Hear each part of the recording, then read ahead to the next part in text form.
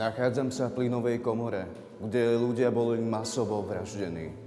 Ľuďom povedali, odložte si svoje veci, pôjdete sa osprchovať. Ľudia prišli do tejto miestnosti, nevedeli absolútne, čo ich čaká.